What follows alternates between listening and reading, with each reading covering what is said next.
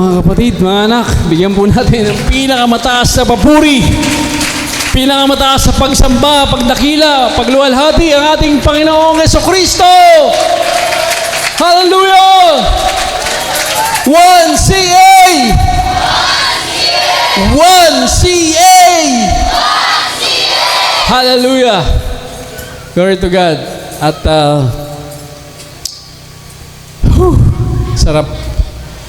sarap po mga kapatid ng naririto tayo. Bagamat siyempre lahat tayo pagod sa 3 araw, halos 4 na araw. Yung iba matagal, mas 4-5 araw, no? Lalo na yung mga nag-prepare dito, no? Pwede bang bigyan po natin ng pasasalamat ang Panginoon sa lahat ng mga tumulong mag-prepare ng campsite na ito. Sa bawat isa, nagpulot ng aroma, nagtanggal ng mga kalat, nagputol ng mga aroma, nagtanim ng mga CR, naglagay ng mga tolda. Bawat isa po, salamat sa Panginoon sa buhay ninyo sapagkat kayo po ang malaking instrumento ng Panginoon. Kung ba't ang bawat isa po sa amin o sa ating lahat ay naging tagumpay po ang atin pong camp ngayong taon na ito. Amen po ba? So yun po, salamat po sa ating mga camp staff din na talagang ikot ng ikot, no? Talagang tinitignan lahat ng mga pangangailangan ng bawat isa. May mga tubig, kung walang tubig, kung kulang na lang, pagluto kayo ng mga pagkain ninyo, isa-isa. No, tinitignan po, salamat po sa Panginoon sa mga buhay po ng mga camp staff na ginamit ng Panginoon. Palakpakan naman po natin ang Panginoon sa mga buhay nila. Hallelujah. So, and then, may mga tao rin po, mga tumulong sa atin. Katulad po ng ating kaibigan na si Mayor. Andiyan ba siya ngayon? Dumating ba? Wala pa. O sige, wala pa. So, puri ng Panginoon at isang tawag lang, hindi ko po tinataas po ang ating iglesia, pero yun po talaga ang ginawa ng Panginoon po ngayon. Nakita ko nung isang araw, pupugak-pugak na yung ating tubig, no? Talagang sabi sa akin, humina na, pastor. Humina na yung buga ng tubig. O di, yun nga po, sabi ko sa sarili ko, oras na ba? Sabi nila, anong oras na, pastor? Oras na ba para sa aking mahiwagang cellphone? Sabi ko sa anong iniisip na, anong mahiwagang cellphone? Sabi ko kay Pastor Arhat, kunin mo yung aking cellphone. Ayun. Yun nga po, isang tawag lang po sa atin pong mayor, kaibigang mayor. Sandali lang, isang ring lang. Sagot agad, Pastor, gandang hali po. Ang sabi ko lang sa kanya, Mayor, hirap na yung aming tubig. Yung aming makina, hirap na. Sige po, Pastor. Sige po, Pastor, magpapadala po tayo ng tubig dyan. At agad-agad po ay maya-maya ay dumating po yung atin pong bumbero. Mga kaibigang bumbero. Kaya salamat sa Panginoon na tayo po ay provide ng Panginoon. Kasi alam ko naman lahat tayo kailangan natin ng ayudang tubig. Lalo na pag sabay-sabay po. At hindi lang yon, bumalik pa kanina. Di ba? Kahapon yon. Tapos sabi ko kay Mayor, bukas Mayor, baka ganyan pa rin ang sitwasyon. Hindi po, Pastor, pababalikin ko po. Kaya yun, kanina po, ay bumalik na naman po ang mga bumbero at purihin ang Diyos at yun nga, lahat ng mga pangailangan ay talaga namang pinuprovide po ng Panginoon. Hindi lang yun, nagbigay pa si Mayor ng maliit na isda. Napakaliit. Sabi ko nga doon sa mga espero, mga CA espero natin dyan. Sana? Taas kamay, mga espero! Taas kamay, asan na ba? Wala. Asan? Saan? Yung makita Ayan, mga espero. Sabi ko sa kanila, yung mga nandun, sabi ko, di naman sa pag-ano. Sabi ko kay Arhat, Pasensya ka na, ha? Sabi ko sa kanya. Kayo, kailangan nyo pa sumisid dun para makakuha ng isda. Ako hindi pa ako nababasa. Nakahuli na akong malaki. Joke lang po yun. Kasi nga po, si Mayor ay nagdala po ng napakalaking isda. Siguro, sabi nga nila, Pastor Eric, baka nga mga 60 kilos daw po yun. Ano? Napakalaki po. Napakalaki. At sa totoo lang, hindi ko siya kaya buhatin. No? Yung buntot lang ang naitaas ko. Hindi ko na kaya itaas yung katawan. Sobrang ano po. At pinaghati-hatian po yan ng mga staff. Binigyan po natin yung mga staff para naman sila ay makakain ng kasi hindi naman pwede sa lahat dahil ano po, yung mga pastor din alam ko may nabigyan din kasi hindi naman kahit gaano kalaki yun, no? Okay, hindi po ako si Lord na kaya kong padamihin yung 2 pirasong isda, Kaya hindi lahat pero yun po, Tapos butihan ng Panginoon kahapon, bumalik kahapon ba yun o kanina? Kahapon.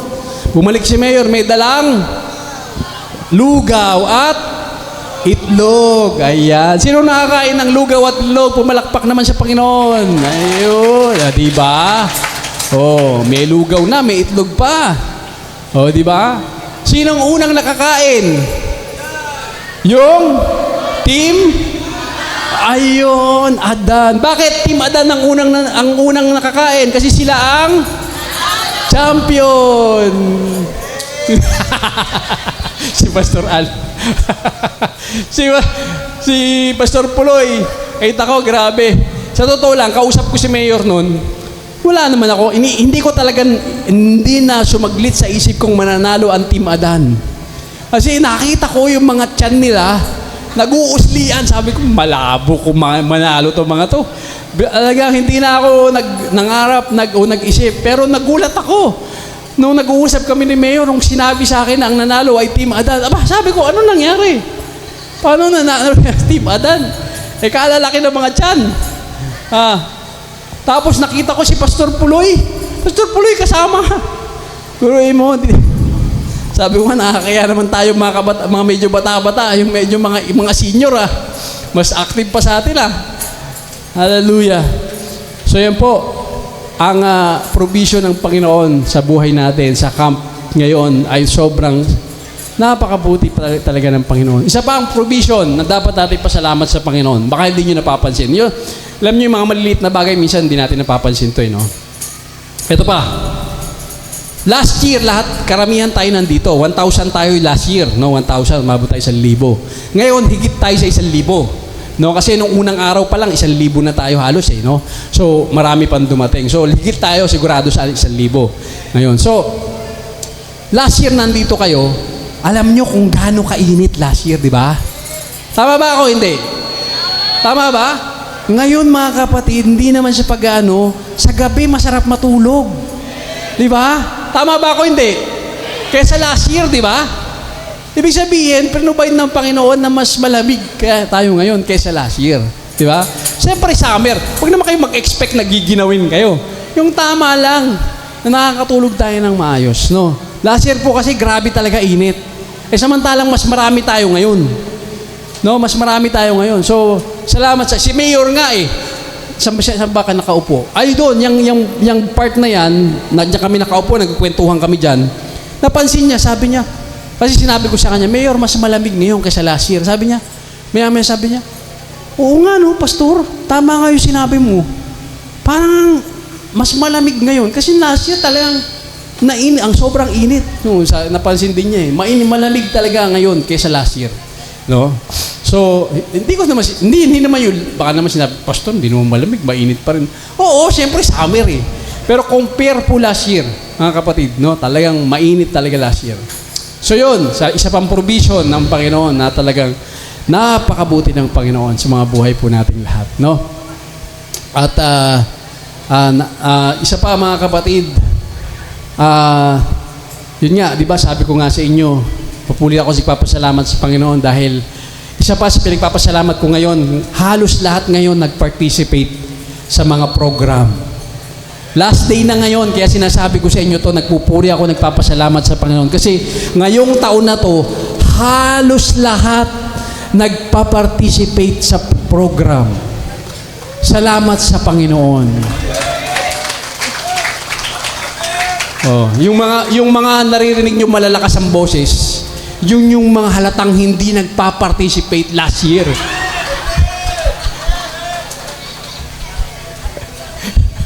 Kaya ako ay nagpapasalamat sa Panginoon at ngayong taon na to, hindi po, totoo talaga.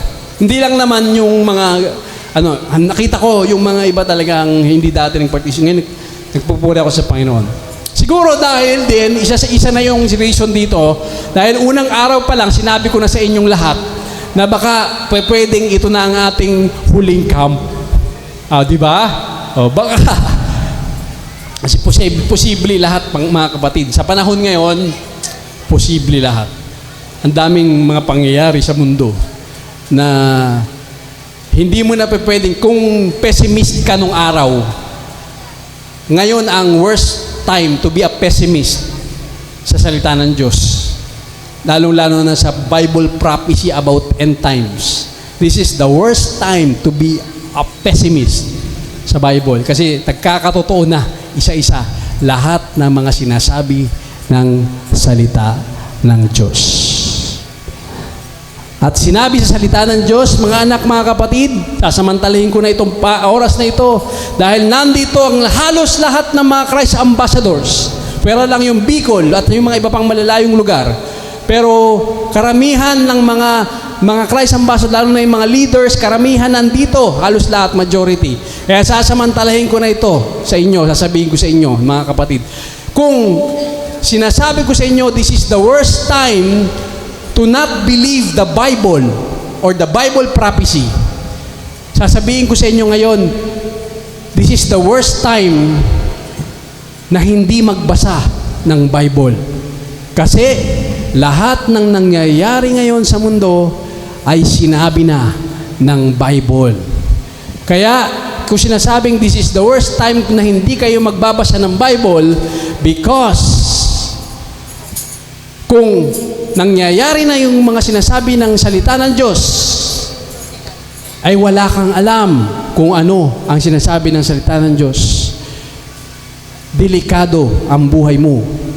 Sapagkat ang lahat ng mga nangyayari sa mundo ay hindi biro. Ito'y mga life-threatening na mga events na pwedeng bumago ng buhay ng bawat isa sa atin sa mga darating na mga araw. Kaya, again, this is the worst time to not read your Bible. Read your Bible. At sasabihin ko na rin to sa inyo mga anak, dahil kilala nyo si Pastor Jigs. Pastor Jigs po, 2017, kinausap ako ng Panginoon na anak, buuin mo ang Zion End Time Seminar at i-seminar mo sa mga anak ko sa Christ Ambassador. Sapagkat, sabi niya sa akin, may mangyayari sa mundo sa darating na mga taon. So 2017 po yan, nagsimula po ako ang lingkod ng Zion End Time Seminar sa buong Christ Ambassador. Inikot ko po yan, no? Kahit sa Bicol, kahit sa lahat po. At may mga ibang church pa na nag-request, nag-seminar din ako. Lahat ng gustong mga churches na magpa-seminar sa lingkod na ito, kahit mahirap, kasi buong maghapon po yan. Buong maghapon, mula alas 7 ng umaga hanggang alas 7 hanggang gabi. Hanggang alas 7 ng gabi, nakatayo po ang Pastor Jigs, nagsiseminar. Na kahit napakahirap, mga anak, linggo-linggo halos umiikot ako. Alam niyo po na ang inyong pastor, si Pastor Jigs, ay ito po ang aking pinagawa ng Panginoon sa akin at ito po ang aking mandate sa Panginoon. Kasama po ito sa mandate ko sa Panginoon yung i-reveal sa mundo at sa inyo, unang-una sa lahat, kung ano ang sinasabi ng salita ng Diyos tungkol sa end times.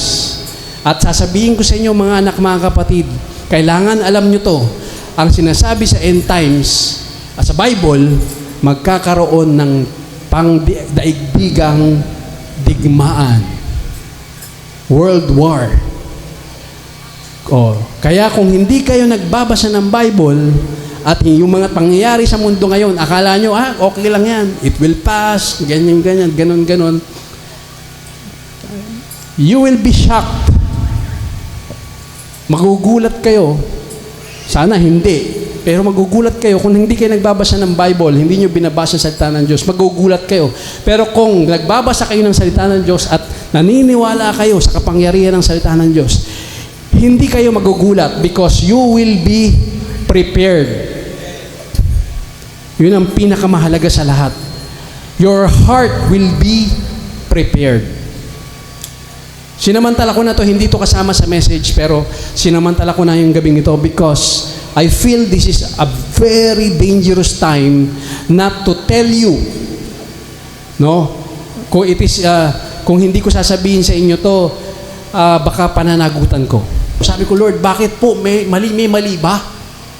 Anak, pag-aralan mo ang aking salita, makikita mo na maling-mali ang mga tinuturo ngayon tungkol sa end times. Kaya po yan ang ginawa ng inyong pastor at yan po ang aking tinuro.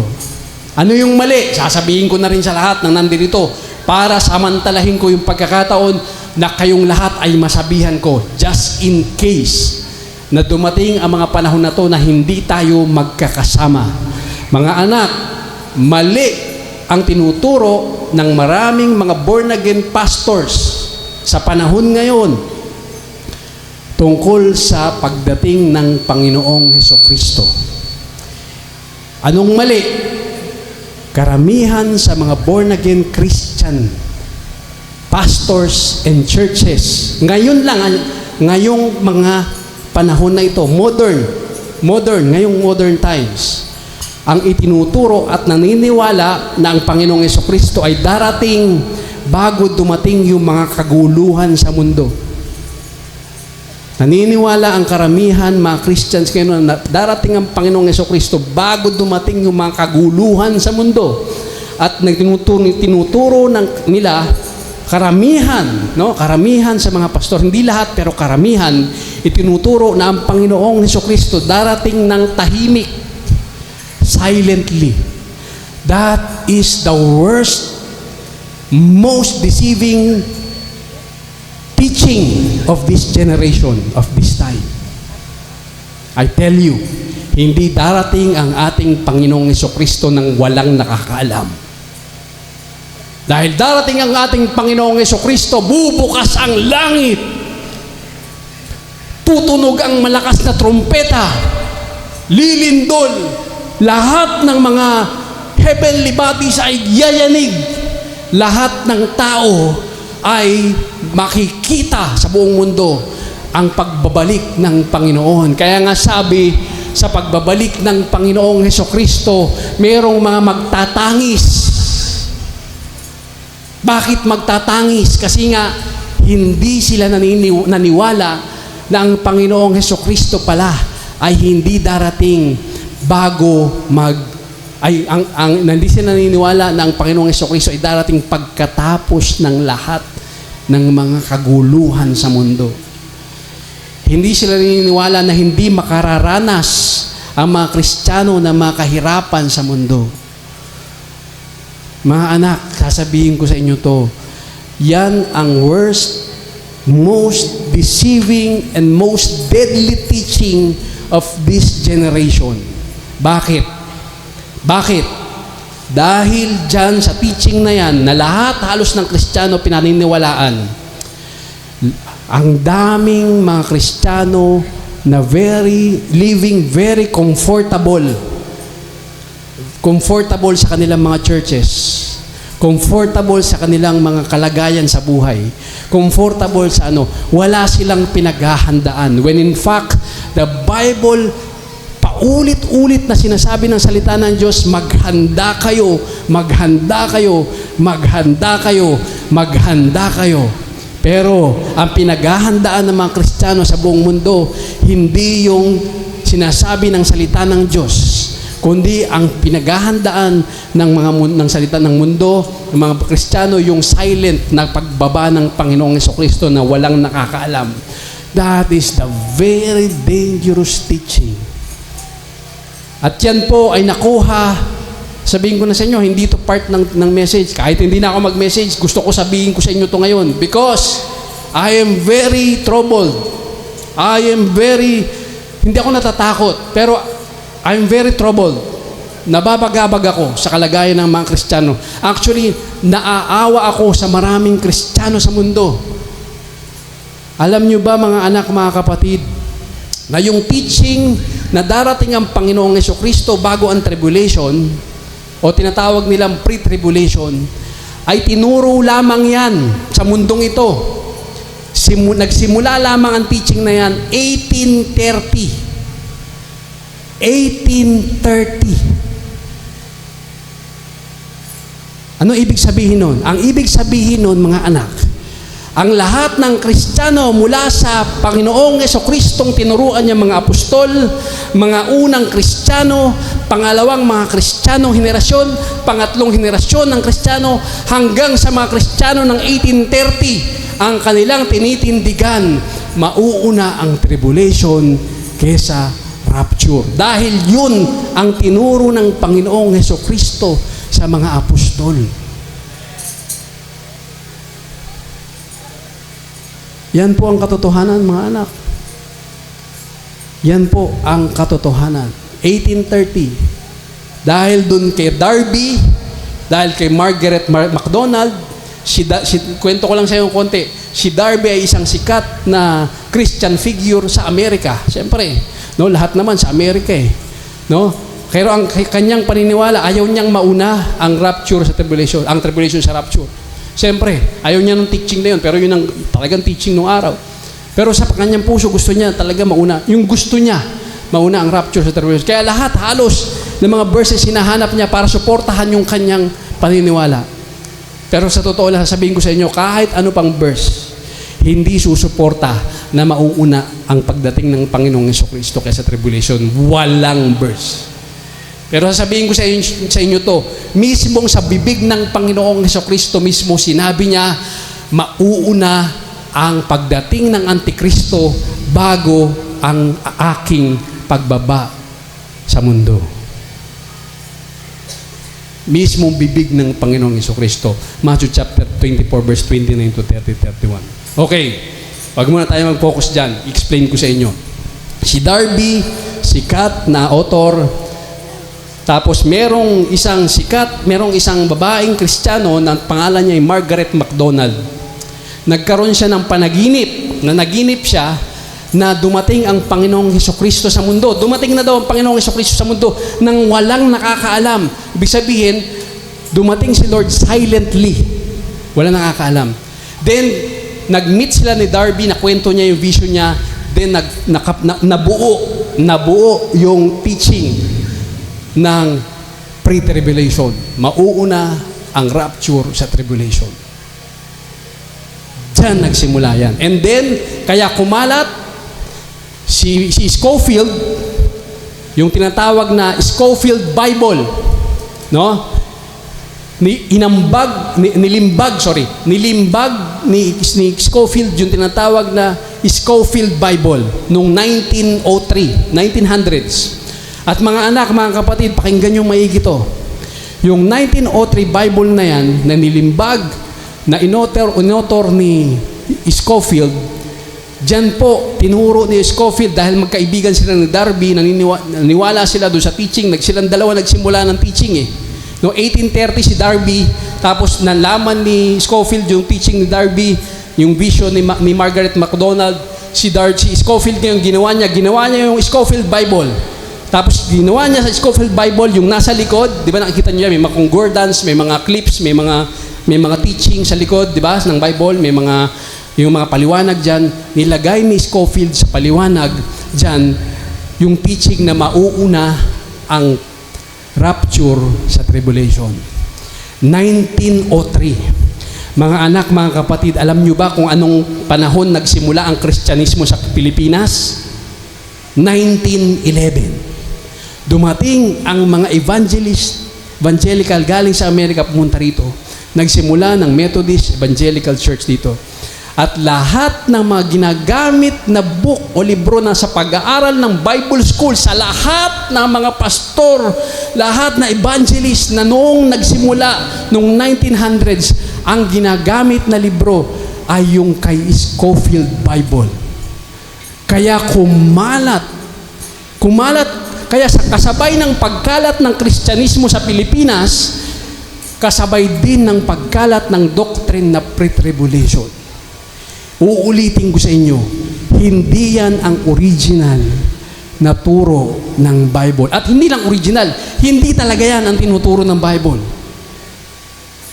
Lahat ng mga verses na sasabihin sa inyo ng kahit sino mang pastor tungkol sa sinasabi nilang katunayan na mauuna ang tribulation, ang rapture sa tribulation, lahat pansinin nyo, interpretation nila. Ulitin ko, pansinin nyo, lahat ng verses na sasabihin sa inyo ng mga pastor, interpretation nila. Ano ibig sabihin interpretation nila? Hindi yun ang sinabi talaga nung nagsalita. Samantalang mga anak, mga kapatid, lahat ng patunay na mauuna ang tribulation kaya sa rapture, hindi mo na kailangang i-interpret. Sinabi mismo ng mga nagsalita at mismong Panginoong Hesukristo pa ang nagsabi. The Bible needs no interpretation. Dapat. Lalo na sa ganyang kadelicate na doctrine. Kung dalawang, sasabihin ko sa inyo to kayo ang mag-decide. Kung dalawang nilatag sa inyong doktrina, isa ini-interpret, kailangan mo pang interpretin para maintindihan mo, para mapaniwalaan mo yung sinasabi, yung gusto mong paniwalaan, o isang verse na sinasabi mismo nung nagsalita, yung dapat mong paniwalaan. Sino mas matibay sa kadalawa? Siyempre yung sinasabi na mismo literal nung ginamit ng Panginoon, di ba? Yung hindi na ikaw kailangan mag-interpret pa ng verse na yon. Naintindihan niyo ba ako? Yun po ang sitwasyon. Bakit ko sinasabi sa inyo ito, mga kapatid? Anak, natatakot ako para sa mga Kristiyano ngayon. Kasi pinag-aralan ko maigi pang mga anak yung end times, na totoong end times. Ang linaw-linaw na sinasabi sa Matthew chapter 24 na pagdating ng Panginoong Hesukristo, bago siya dumating, maraming mga tinawag ang malilinlang. Kaya ako nababagabag sa mundo ng Kristyanismo ngayon. Nakaligtas yung lahat ng mga Kristiyano mula ng unang generation ng mga Christian hanggang 1830s generation. Nakaligtas sila. Ang masakit, kung itong generation na to ang abutan, totoo talaga ang Matthew 24. Marami ang malilinlang. Yun ako nababagabag. Kaya nga, di ba, sabi niyo siguro, ito si Pastor Jake, siguro may ganun na. Paulit-ulit na lang, maghanda kayo, maghanda kayo, maghanda kayo. O ngayon siguro, mga anak, nung 2017, 2018, nakikita ko yung mga tingin sa akin ng ibang mga pastor eh. Ito si Pastor, nababaliw na siguro to. No? Parang ganun yung tingin sa akin eh. Ay, ito si Pastor. No? Pero alam nyo, na ngayon, yung mga pastor na yun, nakikita ko ngayon nakatingin sa akin. Hindi na ganun ang tingin sa akin. Parang gusto nila akong tanungin, Pastor, pwede bang turo mo sa amin yung sinasabi ng salita ng Diyos tungkol sa end times? Kasi nga mga kapatid, alam nila, hindi ko pinatunayan ng salita, pinatunayan ng pangyayari sa mundo, 2020, 2021, 2022, 2023, 2024, 2025, at hanggang ngayon, 2026, sunod-sunod ang kaganapan sa mundo. Totoo hindi? Oh, di ba? Let the events talk. Hindi na ako. Nakikita nyo naman yung pangyayari sa mundo, mga anak. Hindi na kailangan na explanation. No need. No explanation needed para maintindihan ninyo yung sinasabi ko sa inyo. So, mga anak, mga kapatid, again, do not, never believe na mauuna ang pagdating ng Panginoong Hesukristo bago ang tribulation. That is the greatest deception of the enemy in this generation. Biruin nyo, mga anak, ang paniniwala ng lahat ng mga Kristiyano before 1830, that is 1,900 1,797 years. 1,797 years mula ng mga unang Kristiyano. Yung mga 1,797 years na yan, lahat ng mga Kristiyano nagbabantay. Saan nagbabantay? Hindi sa pagdating ng Panginoong Jesucristo, kasi alam nila na mauuna ang pagdating ng Antikristo bago ang Panginoong Jesucristo. At yung mga unang mga teachers na tinuruan ng ni Apostol Pablo, may mga writings sila, iniwan nila yung mga writings na yan na hanggang ngayon nandyan available online kung gusto nyo mag-research. Yung mga unang mga teachers, paulit-ulit nila sinasabi, watch out. Watch out, no? Sinasabi nila, the enemy, the Antichrist will come before the Lord Jesus Christ. So watch out. Be watchful, magbantay. Maraming mangyayaring kaguluhan sa mundo. So sila, ang nangyari sa kanila, alam mo nangyari sa kanila, mga anak, mga kapatid, ang mga Kristiyano, mga nauna sa atin, kaya matitibay sila dahil hindi sila komportable. Ulitin ko, kaya mas matitibay sa atin yung mga unang Kristiyano sa mga pagsubok, sa mga dumating sa buhay nila, kasi hindi sila nabubuhay as comfortable Christian. Nabubuhay sila na nakaupo sila sa bangko pero nasa dulo ng bangko yung kanilang mga ilalim. Ibig sabihin, ready sila for anything. Dahil yan ang tinuturo ng salita ng Diyos. To not be comfortable, but to be ready anytime. Yun ang tamang teaching. We cannot be comfortable. Kaya ngayon nakikita nyo, di ba? Ewan ko sa inyo, kaya nga, di ba, alam nyo na pinagbawal ko na yung ibang mga word, yung mga Christian na mga song ng mga malalaking mga mega churches sa ibang bansa, sa Amerika, di ba? Pinagbawal ko na. Bakit? Siguro naman nabalitaan nyo, yung mga paboritong kanta na mga kinakanta natin dati, yung mga kantang mga English na kinakanta natin na tulo pa yung mga luha natin, na bless tayo.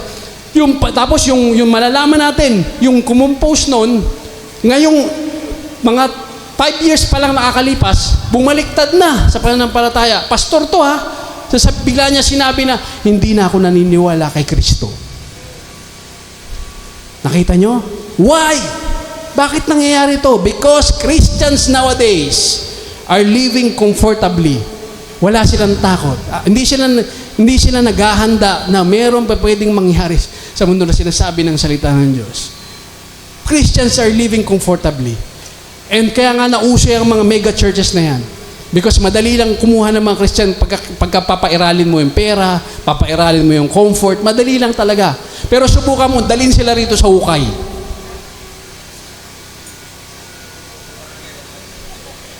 Ha? O kaya nga. Takot ba kayo kasi sinabi ko hukay? Barangay hukay, sige. Kayo naman, oh. Masyado kayo nervyoso, eh. Subukan nyo. Kaya pala tahimik kayo,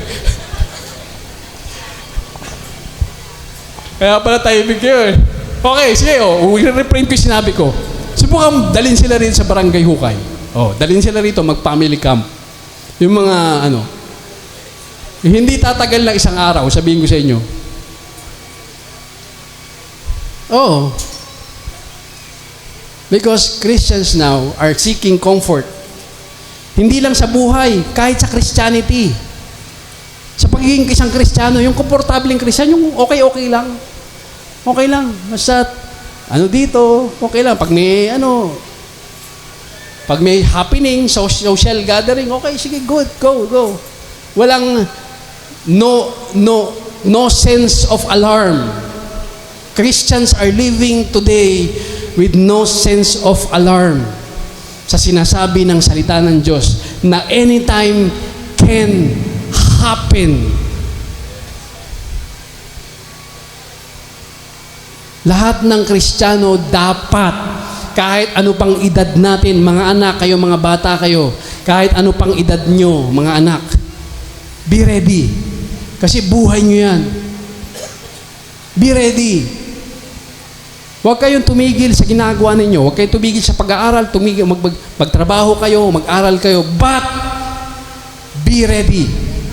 Whatever happens, hindi kayo magugulat, mga anak. Yun lang ang gusto kong mangyari. Kunin ako ng Panginoon na iwanan ko kayo kung hindi man ako abutan nung sinasabi ng salita ng Diyos. Kunin ako ng Panginoon, pero yung matitira kayo mga magpapatuloy na sinasabi ko na hindi dapat kampante ang Kristiyano. Sapagkat yun ang totoong turo ng salita ng Diyos. Be ready.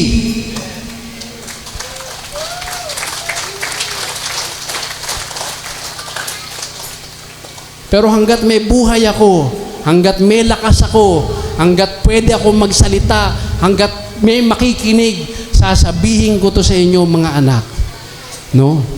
Maling-mali ang pinaniniwalaan ng isang Kristiyano dapat maghanap ng comfort, whether in life or whether in faith. We are not here permanently. Hindi tayo nandito habang buhay. Sandali lang tayo dito.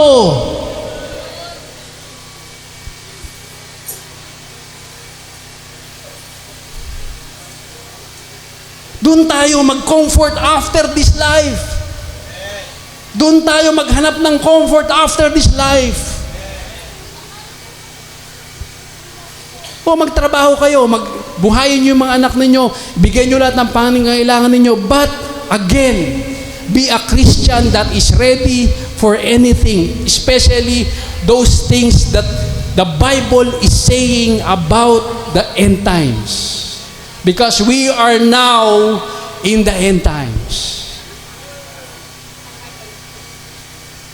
Tayo ay nasa, kung hindi nyo pa ba naman nakikita, Diyos ko naman, mga anak, mga kapatid, hindi nyo pa ba napapansin?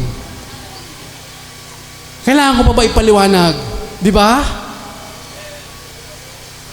Sino makakapagsasabi ngayon? Kahit sino pa, kahit yung pinakamakapangyarihang presidente, yung Trump, hindi niya masasabi kung kailan matatapos ang mga kaguluhan. Gusto niyang tapusin, pero hindi masatapos, di masasabi. Paano kung may mga sumuporta? Paano kung yung mga dating may mga pagnanasa, ay sumama na rin? Tapos yung iba, sumama na rin. Tapos yung iba, sumama na rin. Tapos yung iba, sumama na rin.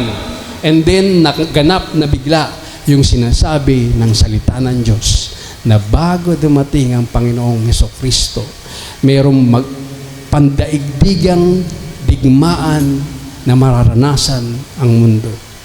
And then, you as Christian, sinasabi mong Kristiyano ka, sinasabi mong naniniwala ka sa salita ng Diyos, sinasabi mo ang salita ng Diyos ang iyong pinaninindigan, pagdating ng mga bagay na yun, shock ka. Ganon, bakit nangyari yun? Anak, basahin mo yung Bible mo. Hindi mo lang basahin yung Bible mo, paniwalaan mo yan.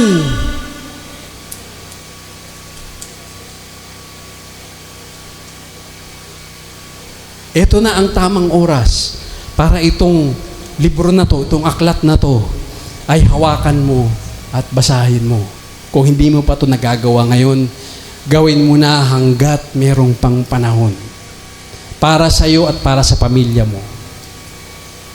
Kung hindi ka pa rin naniniwala hanggang ngayon sa sinasabi ko, after sa lahat ng mga nangyayari sa mundong ito, isa ka dun sa mga taong sinasabi kong naaawa ako. Because naaawa ako sa iyo at sa pamilya mo. When the time comes,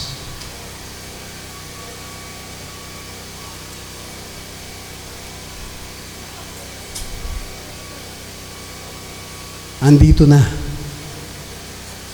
lahat ng mga nangyayari. Pati yung kaganapan na last week, yung Yemen, sumama na yung Yemen. Ha? Yung Yemen? Di, alam nyo ba yung Yemen, kung ano yan sa Old Testament? Kasama yan sa Ezekiel 38 prophecy. Kasama yan, Yemen. So nakikita nyo, ang mga kaganapan ngayon sa mundo, unti-unti. Ngayon, tinatakot ko ba kayo, no? I'm not in any way, I don't want in any way or form na kayo ay matakot. Pero, mga anak, I just want you to know na whether you like it or not, whether we like it or not, the Bible is true. At lahat ng sinasabi rito ay magaganap. Ngayon, nasa sayo kung ang paniniwalaan mo o hindi. Kasi kung hindi mo paniniwalaan, sabihin ko na sa inyo to, kayo ang pinakakawawa. Ikaw ang magiging pinakakawawa na tao sa mundo kung hindi mo paniniwalaan ang salita ng Diyos. Lalo na sa panahon ngayon na nangyayari lahat ng mga yan na nakasulat yan dito. Just read your Bible. Please. And believe.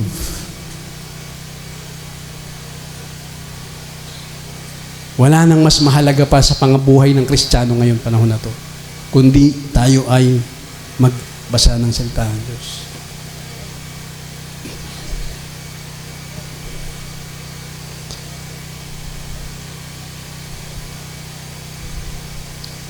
So, yun. Actually, matagal kong pinagmuni-munihan to kasi may nakaset na akong message talaga. Siyempre, alam nyo naman, yan, no? Bread of Life, yung team. Pero, talagang, hindi ko mapigilan kasi nga, yung aking bagabag is hanggang patagal ng patagal bumibigat because baka hindi pa ako hanggang kaya kong makapasok sa mga tao, mapaintindi sa tao yung sitwasyon ngayon. I will try hanggat kaya ko. No? Hanggat kaya ko, I will try. Gagawin ko yung magagawa ko. Kaya nga po, ginagawa ko to ngayon. I'm trying to get to you na maintindihan ninyo itong mga bagay na ito sa oras na ito, mga anak, mga kapatid.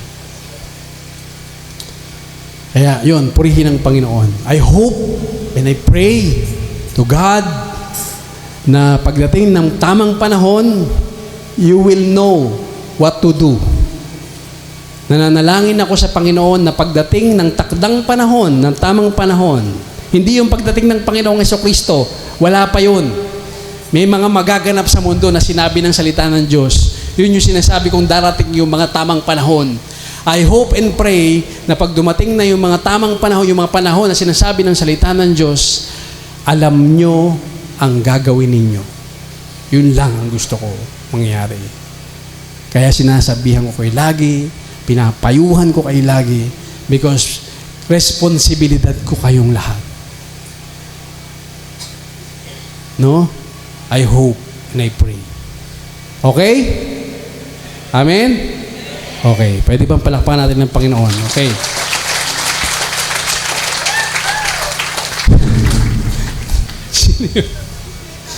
Okay, ha? Okay, sige. Bibilisan ko na lang to, no? Hindi ko na to fast forward, magiging summary. Kasi I feel na nagawa ko na yung trabaho ko ngayong gamito. In my heart. Sa totoo lang, in my heart na ngayon dumating sa akin ngayon na pakiramdam ko nagawa ko na yung dapat kong gawin. Yung reason kung bakit tatayo ako ngayong gabing ito is nasabi ko na. Yung sinabi ko sa inyo kanina, I feel yun yung message ni Lord na gustong sabihin sa inyo. Bagamat ito kasi message na to ay yun talaga yung nakalagay sa atin. Anyway, so isa-summarize ko na lang to. Ang title ng ating ng salita ng Diyos ngayon ay I am the bread of life. Yun ang ating theme. So, pwede ba tayong lahat ay tumayo at sa pagbabasa ng salita ng Diyos na ating teksto?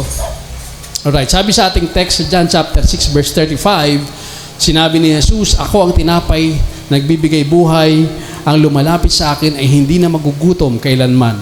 At ang sumasampalataya sa akin ay hindi na mauuhaw kailanman. Okay, tayo pong lahat ay manalangin. Lord Father God, salamat po sa mga oras na ito na kami po ay naririto. Nagtagumpay sa loob ng ilang araw, Panginoon Lord, sa kabila ng mga walang amenities, Wala mang mga amenities, wala mang mga gandang mga building, wala mang mga masarap na pagkain, wala mang mga comfort, Panginoon. Pero, Ama, nagtagumpay po kami sapagkat kami po ay lumakas ang aming pagmamahalan sa isa't isa, lumakas ang aming mga espiritu sa inyo, Panginoon. Lumakas, Panginoon, ang aming mga paniniwala, pagtitiwala sa inyo, Panginoon, sa mga nagdaang araw na ito na nilagay mo sa mga buhay namin. Kaya alam mo namin na nagtagumpay kayo sa mga buhay namin. Salamat po, Ama. Ngayon naman po, mga kami makikinig na inyong salita sa last day na ito, Panginoon, sa program na ito sa Thanksgiving.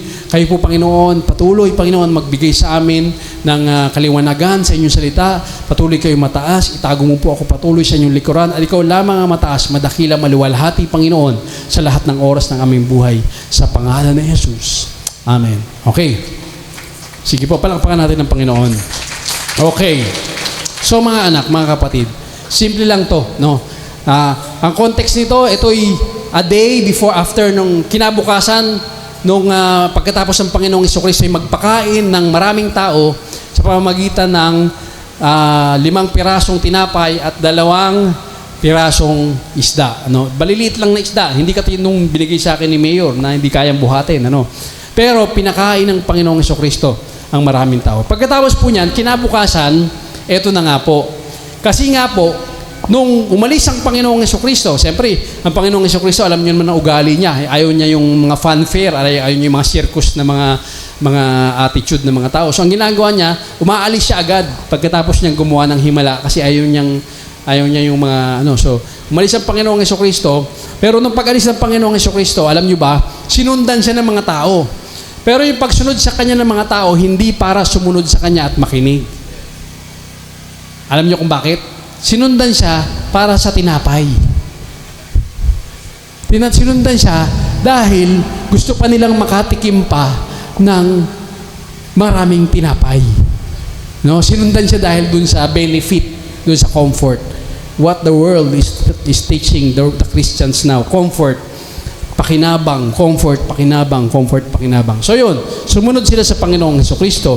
Kaya sinabi ng Panginoong Jesucristo sa kanya, agharapan sa kanila, okay, sabi sa kanila, ganito, makinig kayo, ako ang tinapay ng buhay. Kasi mga Hudyo humihingi sila sa Panginoong Jesucristo ng mana, katulad nung nangyari sa Israel nung araw, na nagpababa ang Panginoong Jesucristo ng mana, sila nakakain, so himala. Gusto nila na ganun din ang gawin ng Panginoong Jesucristo. Kaya ang Panginoong Jesucristo, tinapat na sila. Okay, makinig kayo. Kasi nakapokus kayo masyado sa tinapay. Nakapokus kayo masyado sa mga pakinabang, sa mga physical na pakinabang. Makinig kayo sa akin, sabi ng Panginoong Jesucristo. Ako ang tinapay ng buhay. Huwag na kayong maghanap ng ibang tinapay. Sabi niya, ako ang tinapay na buhay. Ako ang tinapay na nagbibigay buhay, ang lumalapit sa akin ay hindi na magugutom kailanman at ang sumasampalataya sa akin ay hindi na mauuhaw kailanman. So ang sabi niya, huwag na kayong tumingin sa anumang pisikal, nandito na ako. Sa akin kayo tumingin. Yun yung sabi ng Panginoon. So why? Bakit? 2 bagay lamang, bibilisan ko po. 2 point. Ang unang point, ang tinapay. Ang pangalawang point, ng buhay. O, di ba? O, simpleng-simple. Ano ba, sisimple pa doon? Okay, so unang point, ang tinapay. Ang pangalawang point, ng buhay. Ano pa magat ng ating team? Ang tinapay ng buhay. O, di ba? O, napakadali, di ba? O, so, ang tinapay. Bilisan ko na. Okay. First point, ang tinapay. I am the bread. Pag nang sinabi ng Panginoong Jesucristo sa mga apostol, sa mga sumusunod sa kanya, na ako ang tinapay ng buhay, na nagbibigay buhay. ang sinasabi sa kanila ng Panginoon indirectly, pero kailangan maintindihan nating lahat na mga sumusunod sa Panginoong Jesucristo. Kung ikaw ay isang Kristiyano, naniniwala kay Kristo, kung ikaw ay tagasunod ni Kristo, mananampalataya ka, makinig ka, maniwala ka sa sinasabi, kung sasabihin na ito ng salita ng Diyos. Ang sinasabi ni Kristo sa kanila at sinasabi ni Kristo sa inyo ngayon, sa ating lahat, pag sinabi niya, ako ang tinapay ng buhay, ang ibig niyang sabihin dito ay, ako ang inyong provider. Yun ang ibig niyang sabihin. Kaya nga, sinasabi niya doon sa mga Hudyo, na sumatak, tingin kayo ng tingin sa mga gusto nyong mana, gusto nyong tinapay, masyado kayong sa mga physical, mga comfort, mga pakinabang sa buhay. Kung saan kayo tumitingin, tumingin kayo sa akin. Look unto me.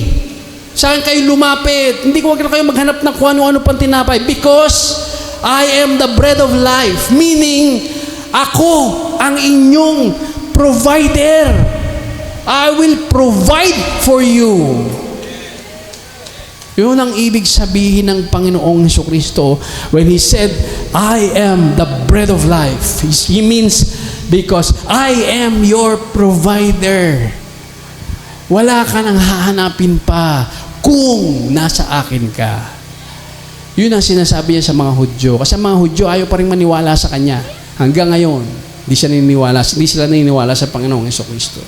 No? Naghahanap sila ng kung ano, saan sila naghahanap. Kaya sabi niya, ako ang magtutustos sa inyo. Ako ang inyong tagapagtustos sa buhay. I am your provider. Okay? Alam nyo ba, bilisan ko, ang ibig sabihin po ng nagtutustos, ito po ibig sabihin ng nagtutustos, provider, ayon sa salita ng Diyos. Sabi ng Philippians chapter 4 verse 19, sabi ng Pilipos 4:19, sabi rito, at dahil kayo'y na kay Kristo Jesus. Sinong nasa kay Kristo Jesus sa bulwagang ito? Sino ba yung na kay Kristo Jesus sa inyo? Ha? Sino? Taas ang kamay. Lahat ng na kay Kristo. Sino yung may na kay Kristo? Ayan, okay. Sabi rito, lahat kayo na kay Kristo Jesus, ha? Ibinigay na sa inyo ng Diyos ang lahat ng inyong pangangailangan mula sa kasaganahan ng kayamanan niya. Mga anak, ang linaw naman ng salita ng Diyos. If you are in Christ, God will provide your needs according to His riches and His glory. If you are in Christ. Kaya sinabi ni Kristo, huwag na kayong maghanap. I am your provider. Just go to me. You need me. You do not need the bread. You do not need the manna. Hindi nyo na kailangan ng mga matataas na kung anong mga hinahanap nyo sa mundo, mga imposibleng mga bagay na gusto nyo makakamit sa mundo. Okay, it's okay to dream. No? Walang problemang mangarap. Okay lang yun. Pero always put Jesus ahead of anything, any dream. Kahit ano pang pangarap mo sa buhay, always put Jesus ahead. Because Jesus will provide your needs. He may not provide what you want, but definitely He promised us that He will provide our needs. Sabi niya, hindi man bibigay ng Panginoong Jesucristo yung gusto mo. Kasi yung gusto mo, baka hindi mo alam, baka yan na magpapahamak sa iyo. Because you do not know your life. You do not know tomorrow. Hindi mo alam ang mangyayari bukas. But God knows. Kaya, God may not give you what you want, hindi man ibigay ng Diyos ang gusto mo. Pero definitely, kung ikaw ay naki Kristo, tandaan mo to, ibibigay niya ang iyong pangangailangan. Because He is the bread of life. Ibibigay ni Kristo. Ibig sabihin ng pangailangan, hindi mo alam ngayon kung anong kailangan mo bukas. Tama? Tama ba? Hindi mo alam ang mangyayari bukas eh. Tama ba? Hindi mo alam ang mangyayari, hindi mo alam ngayon ang mga pangailangan mo bukas, you will not know that. Pero one thing is for sure, hindi mo man alam ang mga pangailangan mo bukas, pero ito ang sigurado, ibibigay ni Kristo yan kahit ano pa yan. Basta kailangan mo. Hindi gusto mo lang, kundi kailangan mo. Makakaasa ka dyan. Tama ba? Sino ba'y nakakaranas sa atin na mahirap tayo? Wala tayong mga kotse. Wala tayong mga magandang bahay. Wala tayo ng mga bilyon-bilyon o milyon-milyon sa bangko. Wala tayo ng mga maleta na mga pera. Pero, pag meron tayong pangangailangan sa buhay, dumarating, binibigay ng Diyos. Pumalakpak lahat. O diba? Because, totoo ang pangako ng Panginoon. Once na ikaw ay naniwala kay Kristo, sabi niya, God will provide your needs according to His riches and glory. Ibibigay niya lahat ng pangangailangan mo ayon sa kanyang kasagana, sa kanyang kaluwalhatian. Okay, so, bilisan na natin. So, yan po yan. Illustration, marami to, pero bibilisan ko na, bibigay ko na lang yung verse, hindi na natin babasahin because gusto ko maging mabilis na to. Alam ko namang naniniwala kayo na hindi ako magsisinungaling na nakalagay dyan. Isulat nyo, tapos basahin nyo sa bahay, okay? So, sabi sa Matthew, pagdating sa bread, no, ito talaga nung panahon ng mga Hudyo, no, nung palang panahon ng Hudyo, ang tinapay talaga mga kapatid, yan talaga ang ibig sabihin niyan is sustenance. Sustenance. Ang bread, ang katumbas ng salitang bread sa Hebrew nung unang panahon is sustenance. Kasi nung panahon sa Hudyo, sa bansang Israel, nung unang panahon, no, hindi mabubuhay ng walang tinapay. Hindi talaga. Hindi pwede. Kita mo dun sa disyerto, tinapay lang inibigay sa kanila because yun nga hindi sila mabubuhay na walang tinapay. Kumbaga, kung paano ang mga Pilipino ay hindi mabubuhay na walang kanin, rice is life. Diba? Ika nga. No? No, hindi sila mabubuhay na walang tinapay. Diba? Kaya nga, ang ibig sabihin ng bread is sustenance. Okay. Hindi lang yan. Kaya provision talaga ibig sabihin ng bread is provide. No, sustain. Okay? So, sa Matthew 6:11, no? Sabi ng Panginoong Hesukristo, prayer. Sino nakakalam ng prayer? Ito, alam nyo lahat to eh. No, si Bay. Si Bay. Oh, alam ko, si Bay, alam to eh. Sabi, Our Father, who art in heaven, hallowed be your name. Thy kingdom come. Thy will be done on earth as it is in heaven. Tapos, give us this day our daily bread. Ang ibig sabihin niyang prayer na yan, mga anak, tinuturuan tayo ng Panginoong Hesukristo manalangin sa Kanya na ibigay sa atin ng Panginoon ang ating pang-araw-araw na tinapay. Hindi. Pang-araw-araw na pangangailangan. Give us this day our daily bread. Yun po ibig sabihin nun, mga anak. That is the meaning of bread. Kaya nga sinasabi, I am the bread of life because I will provide all your needs according to my riches and glory. Okay, so, maraming beses na ginamit ang tinapay para sa provision, katulad sa tabernacle, no, sa Exodus 25:30, ginamit yan para provision, para sa presence ng God, sa lamesa, inalagay sa lamesa. Sa Feast of the Tabernacle, unleavened bread, ginamit din para provision. Binibigay ko na lang sa iyo, Exodus chapter 12, verse 17. At gayon din sa Sabat, yung tinatawag ng Datshala, ginamit din yan para i-provide yung bread as provision. So talagang yung bread ginagamit as provision, yung word na bread. Okay, so, fast forward. Ibig sabihin lang yan, mga kapatid, mga anak. Pangako ni Lord Jesus to, I am the bread of life. So, sinabi niya sa atin, ako ang inyong provider. I am your provider. So that is the meaning, I am the bread. Second point, of life. Okay, provider of what?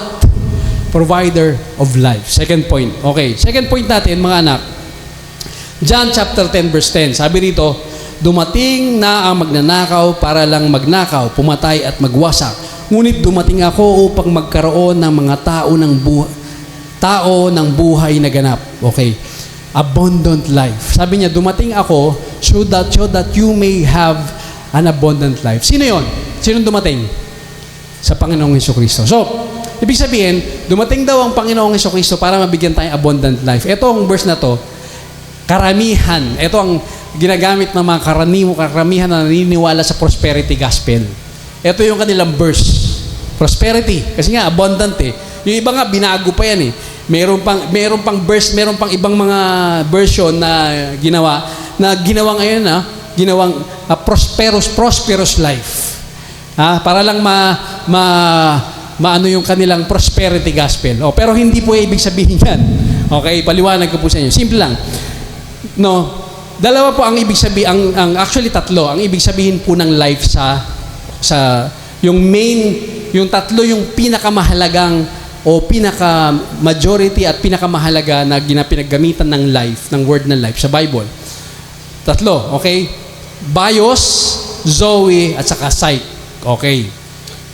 Yung ibig sabihin ng bios, yung physical nating buhay. Life natin na physical. Ito, buhay natin sa mundo. Ito, yung masyadong pinapahalagahan ng maraming tao. No?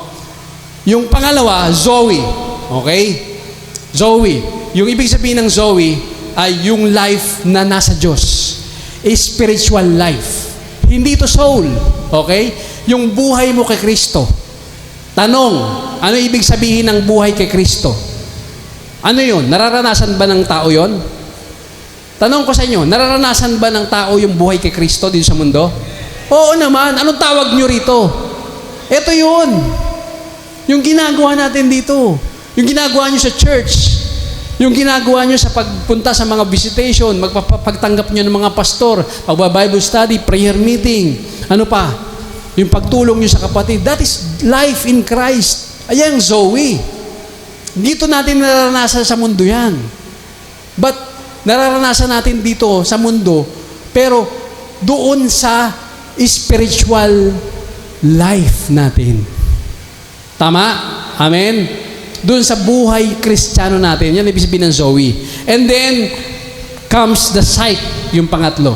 Yung Psyche, yun yung ating kaluluwa. Yun yung buhay ng kaluluwa natin. Na ang ibig sabihin po ng kaluluwa natin, yun po yung buhay na hindi mamamatay. Yun yung buhay na mabubuhay pagkatapos ng buhay natin din sa mundong to. Naintindihan nyo? Bagamat kasama natin ngayon yung soul natin dito, pero yung soul na yan talaga, ang purpose niyan is to live eternally. Yung lahat ng naranasan dito, dadalhin pa rin ni soul dun sa langit. Pero as memory na lang. Naintindihan nyo ba? Naintindihan nyo lahat? No? Yun yung mabubuhay. Ikaw talaga yun. No? Pagdating ng panahon, yun yung mabubuhay for eternal life. Wala na itong mga bago. Siyempre, wala na to. No, wala na yung katawan natin, wala na rin yung Zoe, because yung spiritual life natin, nandun na sa langit eh. No? Yun na yun eh. Hindi na natin kailangan na iba pang life dun. Kasi dito, merong worldly life, which is bios, no? At kaya meron ding spiritual life. Kaya dalawa. Pero doon, siyempre sa langit, isa na lang yun. Wala na dong worldly life, di ba? So, yun na yun. So, yun na ibig sabihin po nun, no? Kaya ang pag sinabi ito, abundant life, mga kapatid, ayan, no? Ang ibig sabihin dito is Zoe. Ang hindi bios. Ang kala nung iba, in-interpret nila to as life dito sa mundong to. No. Ang sinasabi rito, ang Panginoong Hesukristo nabibigay ng abundant Zoe. Abundant life in Christ. Amen? Hindi abundant life in the world. Yun ang pagkakamali ng marami. Okay? Abundant life in Christ. Yun ang ibig sabihin po niyan, no? Zoe, okay. So, fast forward na tayo. Lalaktaw na ako ng lalaktaw. Sorry po, no, kasi alam kong ayaw ko kasing ayaw ko na umu-over sa oras. So, totoo lang, ha? Ayaw ko po na umu-over sa oras. Yan po ang ayaw ko, pinagpray ko sa Panginoon, no? Na ayaw ko po, Lord, tulungan niyo ako, huwag ako mag-over sa oras. I respect your time. Yung mga time ninyo, mga people, kahit na pinakamababa pang tao sa mundo, I respect your time. So, mibilisan ko po ito. Okay. Pero makinig po kayo. Okay? Makinig kayo. Okay. So, saan na tayo? Fast forward. Okay. So, sa makatuwid mga anak, mga kapatid, pag sinabi ni Kristo na ako ang bread of life, ako ang tinapay na buhay, ako ang nagpo-provide ng iyong pangangailangan, I am the bread ng iyong buhay. No? I will give you an abundant life in Christ. Ibig sabihin nito, kung wala ka kay Kristo, kung wala kang spiritual life, hindi magmanifest sa'yo yung provision. Yun ang problema. Kasi yung ibang tatanong, bakit ako? Tumanggap na rin naman ako sa Panginoong Hesukristo. Bakit hanggang ngayon may mga pangailangan ako? Nahirap pa rin ako. Anak, kapatid, ang tanong ko sa'yo, yung spiritual life mo ba? Yung tinutukoy ba dyan na Zoe, ay pinapahalagahan mo ba? O yung bios pa rin ang pinapahalagahan mo? Di ba? Tama ba? So, mga anak, kung gusto mo talagang maging applicable sa iyo yung provision ni Lord, bread of life sa buhay mo, pahalagahan mo yung buhay sa Kanya. Buhay sa Kanyang kingdom. Buhay sa Kanyang presensya. Sa church, pahalagahan mo yung church. Because kasama yan.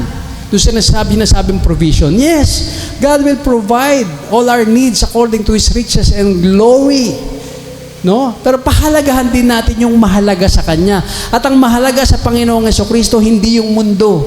Wala siyang pakialam sa buhay mo sa mundo, anak. Wala. Kahit na ikaw yumaman pa dito sa mundo, na ikaw na ang pinakamayaman, maging ikaw na ang pinakasikat na tao sa mundo, na marami kang mga narating sa mundo. Maging ikaw na yung pinakamatalinong tao, maraming degree, marami ka ng tinapos na degree, ang dami na, sobrang dami, punong-puno ng plaque o ng trophy yung bahay mo. Uulitin ko sa'yo, walang keme ang Lord dyan. Wala siyang pake dyan. Alam niyo kung saan may pake ang Lord? Doon sa yung Zoe. Doon sa yung life sa Kanya. Ano yung life mo sa Kanya? Yung buhay nakikita niya na nandito ka sa Kanya presensya, nakikinig ng Kanyang salita, tumutulong sa kapwa mo kapatid, nagpupuri sa Kanya, nananalangin sa Kanya, nagbabasa ng Kanyang salita, pinahalagahan ang lahat ng sinabi niya sa Kanyang salita. Yan ang iyong spiritual life. Yan ang mahalaga sa ating Panginoon. Wala siyang pakialam sa buhay mo sa mundo. Baka sabihin mo, Lord, I hope I make, meron akong narinig na ganyan, no? Lord, I am a Christian daw siya, Christian siya. Lord, I am now on the top of the hill. Naabot ko na ang tugatog ng tagumpay, no? I hope you are proud of me. Nawa ay nagawa ko na lahat yung mga pangarap ko sa buhay. Narating ko na, naabot ka na. I hope, sumigaw siya, I hope you are proud of me. Nawa ay proud ka sa akin. Tingin mo, ano sasabihin sa kanya ng Panginoon? Because God doesn't care kung ano yung marating mo sa mundong ito. He does not care. What He cares is your life in Him, here. O yung buhay mo dito sa mundo. na nasa Kanya ka, yun ang buhay na may pakialam ang Panginoon sa iyo. Hindi mo kailangan maging pastor. Hindi mo kailangan maging preacher. Hindi mo kailangan maging musician. Hindi mo kailangan maging song leader. No. Umaattend ka, nakikinig ka ng salita, pinapahalagahan mo ang salita ng Diyos. It's enough. Sapat na yan sa Panginoon. Para ikaw, sabihin niya, pagdating ng panahon na makita ka niya, ikaw ay walang pinag-aralan, ikaw ay walang pera, namatay kang walang pera, namatay kang walang pinag-aralan, namatay kang walang narating sa buhay, namatay kang walang nagmamahal sa iyo, namatay kang walang ari-arian na iniwan sa mga anak mo, wala ka, wala kang kwentang tao sa mundo, pero namatay kang, nakikinig ka ng salita ng Diyos, umaatin ka, umuupo ka dyan, pinahahalagahan mo ng salita niya. Pagdating mo sa harap ng Panginoong Hesukristo, sasabihin sa iyo ng Panginoong Hesukristo, anak, makinig ka. I am proud of you.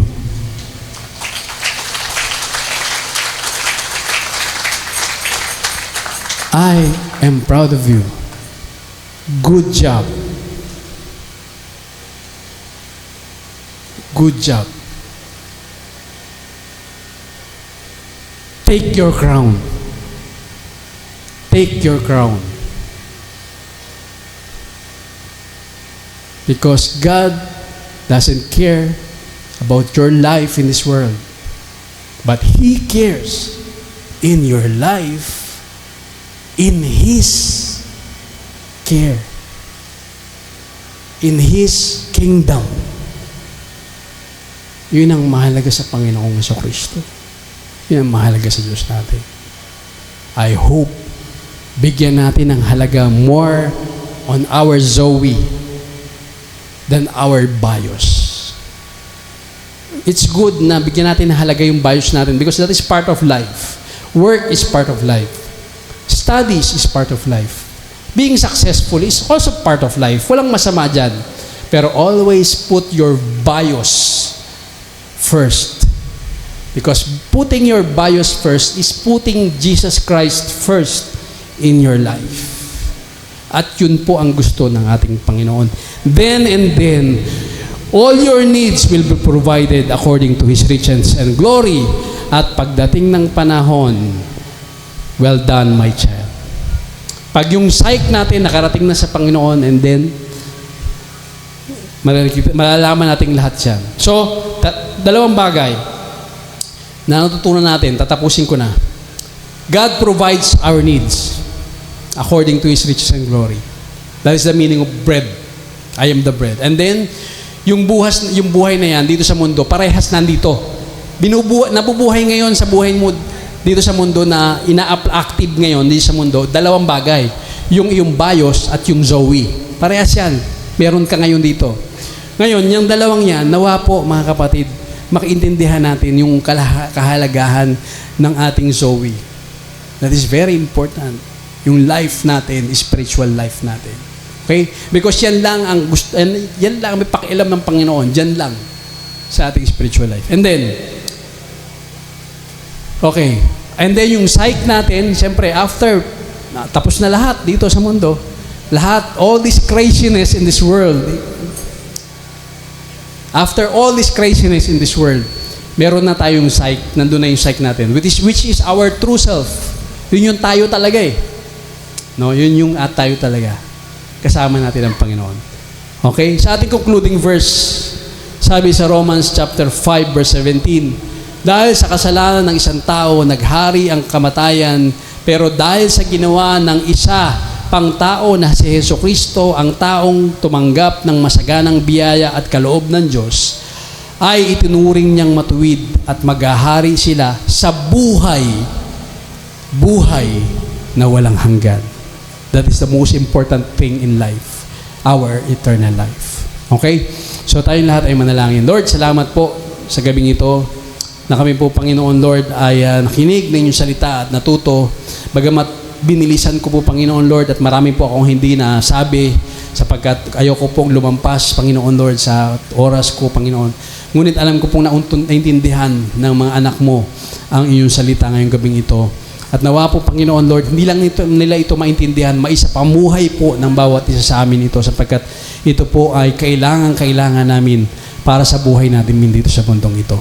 Salamat po, Ama. Marami pong salamat sa lahat ng ginawa mo sa aming mga buhay dito sa ilang araw na nandito kami. Thank you, Lord, for all the success. Thank you for all the victories. And for all of this, Father God, please accept all our praises. Ang lahat ng aming papuri, ang lahat ng aming pasasalamat, at ang lahat ng aming pagsamba ay tanggapin mo po sa oras na ito. Sa iyo lamang, Ama. Sa pangalan ni Jesus, in the name of Jesus.